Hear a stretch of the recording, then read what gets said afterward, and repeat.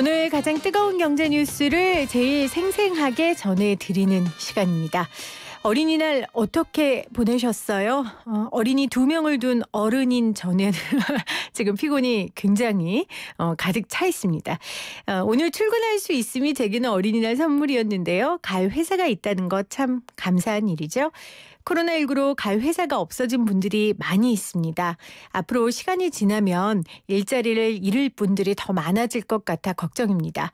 정부에서도 다양한 정책들을 많이 내놓고 있는데요. 그래서 오늘 생생 인터뷰에서는 특별한 분과 관련 이야기 좀 나눠보려고 합니다. ILO 국제노동기구에서 고용정책국장으로 일하고 있는 이상헌 고용정책국장 전화 연결돼 있습니다.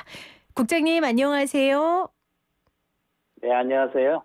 네, 스위스 지금 현재 몇 시입니까? 아침 8시 10분 정도 됐습니다. 근무하셔야 되는데 제가 아침에 귀한 시간을 뺏었습니다. 무슨 말씀이에요? 네, 자 그만큼 소중한 인터뷰로 좀 정리됐으면 좋겠는데요. 먼저 국장님 일하시는 ILO 국제노동기구가 무슨 일을 하는 곳이고 또 국장님이 하시는 이 고용정책국장은 어떤 일을 하는지 청취자분들께 설명을 좀 부탁드립니다. 네, ILO는 이 WHO와 같은 UN 전문 기구라고 하는데요. 1차 대전 이후에 만들어졌습니다. 그러니까 1919년이죠. 그러니까 작년에 저희들 이제 100주년을 맞아서 큰 행사와 여러 가지 의미 있는 일들을 좀 했고요. 네. 무엇보다도 이제 ILO는 그 노사정 3자주의에 입각해 있습니다. 그래서 노사정 합의를 통해서 국제 협약이랄지 공고라고 할지 국제 노동 기준을 이렇게 만듭니다. 그래서 이런 걸 기초로 해서 뭐 관련된 정책들도 만들고요. 무엇보다 뭐 철학적으로 중요한 거라고 한다면 이런 노사정의 노력을 통해서 네. 일터에서 사회 정의를 확립해야지 비로소 평화가 정착이 된다라는 아주 큰 믿음의 기초에 있습니다. 여러분이 잘 아시는 뭐 하루 8시간 노동, 뭐 일주일 48시간 노동 이게 ILO 국제노동협약 제1호입니다. 네. 그리고 저는 현재 전 세계 노동 고용 동향을 분석하고 있고요. 분석을 기초로 해서 뭐 관련된 정책도 개발하고요. 그리고 회원국들한테 정책 지원 업무를 지금 총괄하고 있습니다. 네. 지금은 이제 코로나 바이러스 위기가 생기고 나서는 그 위기가 고용에 미치는 영향을 이제 총괄적으로 분석하는 그런 역할을 하고 있습니다. 네. 일터에서 정의와 평화가 확립돼야 또 일상에서도 확립될 수 있다라는 정신으로 일하고 있는 곳이 ILO고요. 우리 고용정책국장께서는 이 위기 가운데 고용 문제에 대해서 연구하는 일을 하고 계신다고 설명해 주셨습니다. ILO에 국장님 말고 한국 사람 또 있습니까? 예, 저희들 꽤 됩니다. 이렇게 뭐 아주 많다는 할 수는 없지만요. 지금 아마 대략 한 10명 정도 일하고 있고요. 네. 제네바에 다 일하는 건 아니고요. 저희 방콕이라든지 여러 가지 지역 사무소들이 있거든요. 거기에서도 아주 열심히 맹활약을 하고 계시는 한국 분들이 많습니다. 네. 자, 한국은 총선도 잘 치렀고요. 또 총선으로 인한 감염자도 없는 것으로 발표됐고요. 어제까지 또 한국은 긴 연휴도 보냈습니다. ILO에서 함께 일하는 동료분들이 이 대한민국의 현 상황을 어떻게 평가하고 있는지 궁금한데요. 예, 굉장히 재미있습니다.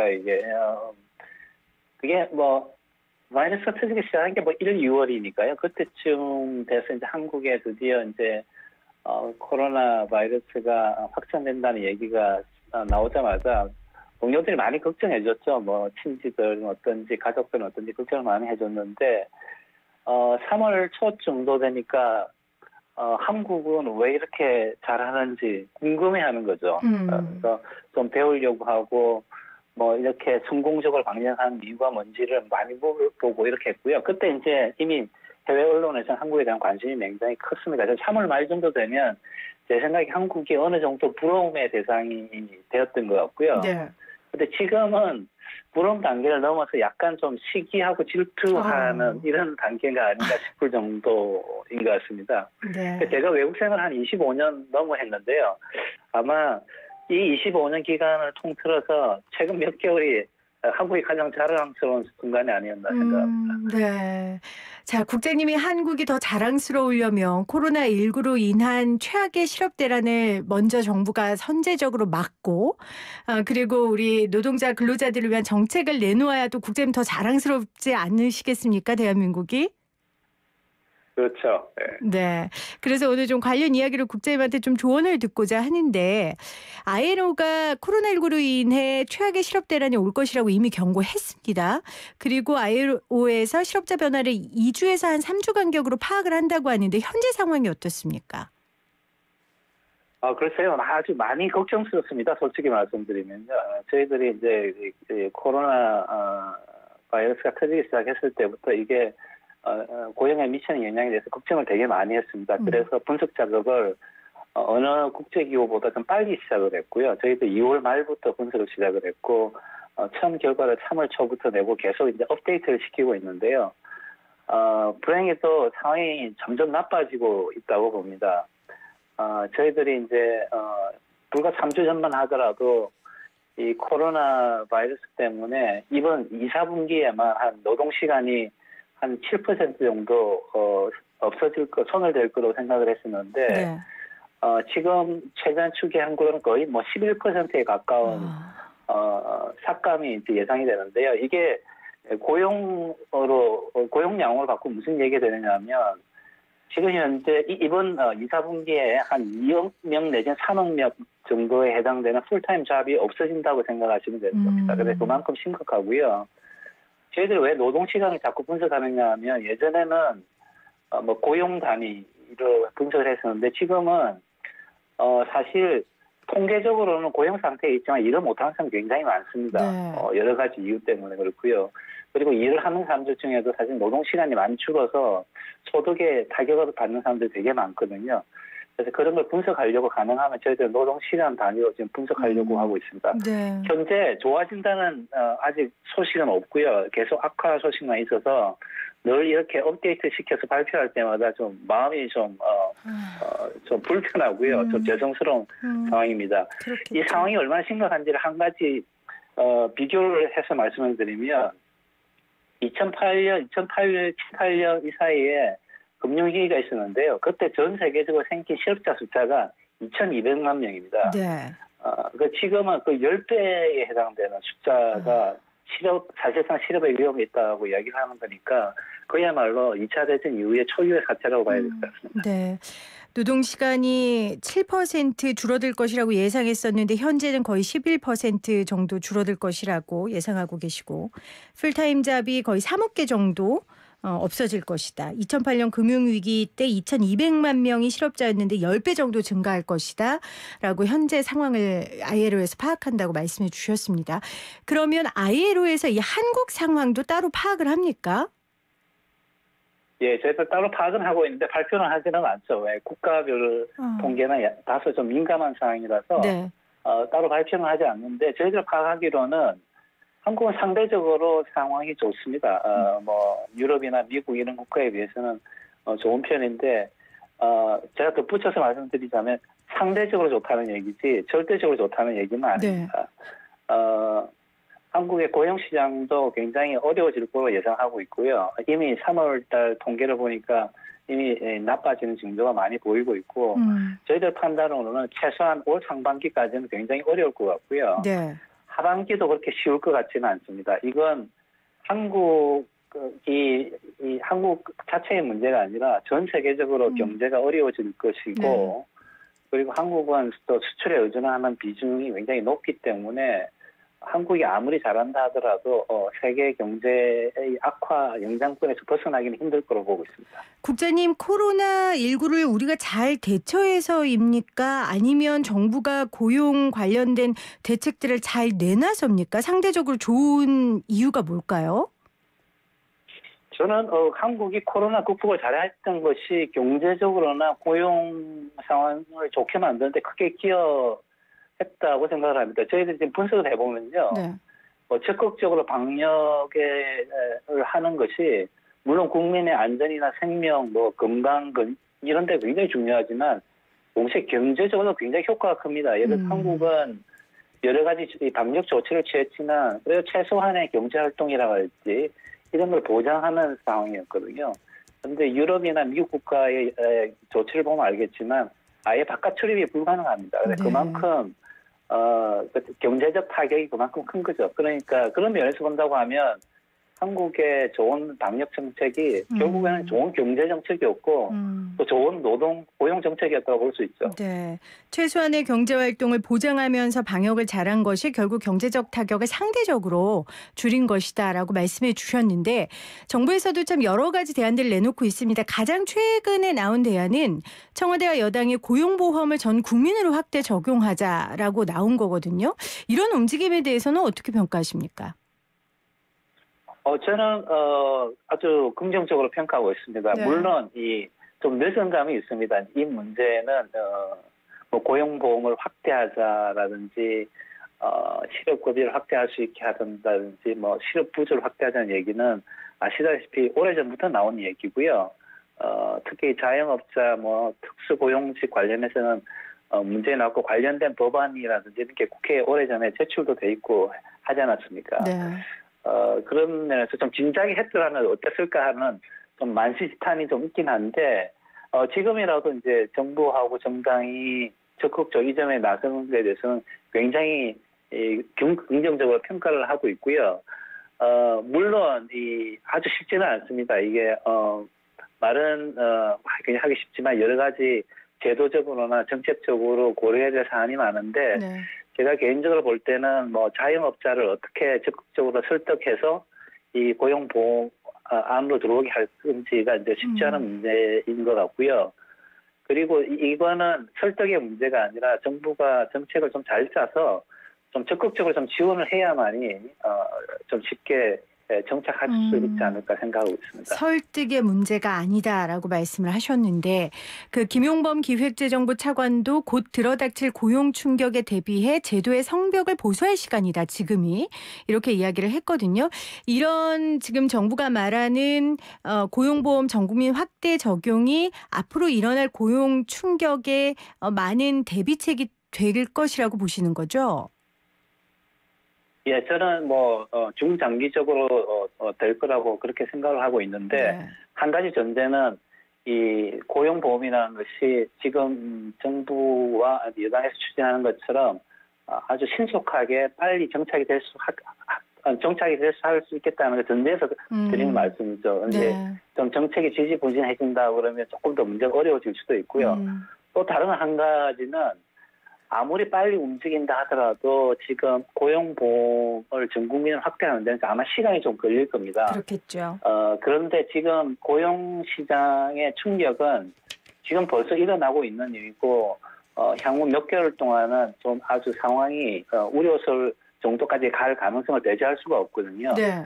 그렇기 때문에 이런 고용보험 확대 노력과 더불어서 어떻게 하면 초단기적으로는 신속하게 뭐 고용 관련 지원이라든지 소득 관련 지원을 할 수 있을 것이냐 이런 점도 되게 중요합니다. 네네. 고용보험이라는 게 지금 현재로서 모든 것을 해결해 줄 수 있는 상황은 아닙니다. 맞습니다. 그러니까 고용보험은 중장기적인 대책이고 말씀하신 것처럼 지금 당장 해결해 줄 수 있는 대책들이 나와야 되는데 고용노동부에서 사실 다양한 지원책을 내놨거든요. 국장님 내용을 좀 보셨습니까? 예, 뭐 저는 정책을 뭐 열심히 들여다봐서 네. 전체적인 윤곽이나 그림에서는 뭐 좋지 않나 생각하고 있습니다. 그러면 가장 인상 깊었던 지원 내용과 반대로 가장 좀 아쉬웠던 부분이 있다면 어떤 게 있습니까? 제가 볼 때는 뭐 여러 가지 부족한 점이 물론 있기는 하죠. 네. 빠진 것도 있는 것 같고 하긴 하지만 전체적으로 볼 때는 중요한 지점들에 대해서는 다들 어느 정도 정책적인 개입할 수 있는 포인트를 다 잡아줘서 어떻게 네. 보면 포괄성이라는 측면에서 볼 때는 좀 높은 점수를 주고 싶고요. 그 다음에는 역시 문제가 되는 것은 이런 정책이 얼마나 빨리 집행되느냐라는 게 사실 관건인 것 같은데 그 점에 대해서는 아직 제가 좀 더 확인을 해봐야 될 것 같습니다. 네. 지금은 사실은 굉장히 어려운 시기이고요. 그리고 일주일마다 상황이 바뀌기 때문에 지원을 일주일 후에 하느냐 아니면 지금 하느냐에 따라서 정책 효과는 전혀 달라지거든요. 그런 점에 대한 고려가 좀 더 있어야 되지 않을까 네. 생각하고 있습니다. 속도가 가장 중요하다라는 말씀이신 것 같습니다. 오늘 YTN 라디오 생생경제 생생인터뷰 ILO 국제노동기구 이상헌 고용정책국장과 함께하고 있는데요. 국장님, ILO가 노동 조건을 개선하고 사회정의를 확립하는 그런 기관이니까 제가 좀 여쭙고 싶은 주제가 있습니다. 이천 화재 참사 소식 들으셨죠? 예. 네. 뭐 꿈에서도 일어나면 안 되는 일이 대한민국은 현실 속에서 너무 자주 반복되고 있습니다. 국장께서는 이 근본적인 문제가 뭐라고 보십니까? 글쎄요, 좀 이런 이야기 들으면 좀 답답하고 이제 그런 마음이 무거워지는데요. 좀 역설적인 면이 분명히 있는 것 같습니다. 한국은 사실 코로나 바이러스 대처하는 걸 보면 정말 대단한 능력과 역량을 보여줬는데 실제로 이제 코로나 사망자 숫자와 한국의 산재 사망자 숫자를 이렇게 비교를 해보면요. 사실은 한국의 산재 사망자 숫자가 8배 정도 더 많습니다. 네. 그러니까 그런 생각을 해볼 수는 있겠죠. 코로나에 대해서 이렇게 성공적으로 했는데 그러면 산재를 막을 수 있는 능력도 사실 저희들한테 있는 거죠. 또 어려운 일도 하고 있으니까. 그리고 사실 사망자 숫자만 보면 산재 사망자도 훨씬 많고. 그렇게 보면 이게 우리의 능력이나 뭐 역량 뭐 이런 문제라기보다는 사실은 어떤 의지 내지는 관심 또는 정치적인 뭐 배려 뭐 이런 것들이 더 문제인 것 같습니다. 네. 사실은 산재라는 것이 비정규직하고 하청 노동자한테 지금 집중되어 있거든요. 사망하는 사망자는 대부분 다 이 취약 노동 계층에 집중되어 있습니다. 그러다 보니까 이런 분들의 어려운 점이라든지 목소리라는 것이 제도권 정치에 잘 들리지도 않고 정치인들의 관심 좀 덜하고 네. 그리고 기업을 보호한다는 미명하에 좀 이런 분들이 산재에 대한 배려라는 것이 좀 묻히는 이런 상황인 것 같습니다. 그런데 노동이라는 것이 사실은 뭐 직관적으로 이야기하면 먹고 사는 문제인데 죽으려고 일하는 사람은 아무도 없거든요. 그래서 저는 산재를 막고 노동자를 현장에서 보호하는 것이 어떤 정책보다 우선이 되어야 된다고 생각하고 있습니다. 그래서 네. 그 점에서는 조금 더 노력이 필요하지 않나 생각을 합니다. 네. 코로나19로 사망하는 숫자보다 산재 사망자가 훨씬 많은 현실 가운데 우리가 코로나19를 적극적으로 모두가 나서서 막은 것처럼 산재를 막고자 하면 막지 못할 리가 없다. 이렇게 말씀을 해주셨습니다. 국장님, 지금 뉴스를 접하시기엔 너무 최근 뉴스여서 지금 저희 방송 직전에 삼성 이재용 부회장이 그 기자회견을 했거든요. 그래서 문호조 없게 할 것, 그리고 자녀에게 경영권을 물려주지 않을 것이라는 이야기를 했습니다. 사실 대한민국에서 삼성이 차지하는 위치가 굉장히 높기 때문에 앞으로 이것들이 노사 문제나 기업 문화에도 많은 변화를 갖고 올 거라고 보거든요. 사실은 뭐 이 소식 접하시지 않으셔서 제가 갑작스럽게 여쭤보는 건데 국장님, 이런 움직임은 좀 어떻게 평가하시는지요? 예, 저도 확인을 못 해봤는데요. 네. 예, 만약에 오늘 발표한 것이 사실이라고 하면 저희로서는 굉장히 반가운 소식입니다. 아시다시피 한국이 뭐 방역의 문제에서나 문화 면에서나 굉장히 앞서 있는데 네. 유독 노동 분야 특히 이제 결사의 자유라든지 노조 결성의 자유 이런 쪽에서는 다소 어아스러울 정도 뒤쳐져 있거든요. 그리고 저희 이제 ILO 핵심 협약이라고 하는 건데, 결사의 자유 협약이라는 건데 거의 80% 이상의 국가들이 비중을 한 협약이 있는데 그 협약을 아직 비중도 하지 못한 상태였습니다. 물론 여러 가지 약속이 있었지만 아직 이루어지지 않았는데요. 네. 근데 삼성이 기존의 무노조 방침에서 벗어나서 노조를 적극적으로 인정하고 지원하겠다라고 발표하는 것은 아주 큰 변화를 일으킬 수 있는 큰 획기적인 사건이라고 생각합니다. 네. 물론 제가 좀 더 자세히 확인을 해봐야 될 거 아닙니까? 저도 들은 게 답니다. 저희 방송 전에 지금 기자회견이 있어서요. ILO에서 일하는 우리 국장님 또 어떻게 생각하시는지 의견이 궁금해서 여쭤봤습니다. 국장님, 오늘 반가운 소식 알려주셔서 감사합니다. 네. ILO에서 아주 이재용 부회장의 말을 반가워했다는 것만으로도 삼성에서 오늘 잘 판단해서 한 것 같습니다. 네, 국장님 오늘 연결해 주셔서 감사하고요. 저희가 또 한국의 당한 정책들에 대한 평가 듣고 싶을 때마다 좀 인터뷰 부탁 좀 드리겠습니다. 오늘 고맙습니다. 네, 감사합니다. 지금까지 ILO 국제노동기구 이상헌 고용정책국장과 함께했습니다. 모든 인쇄 가능한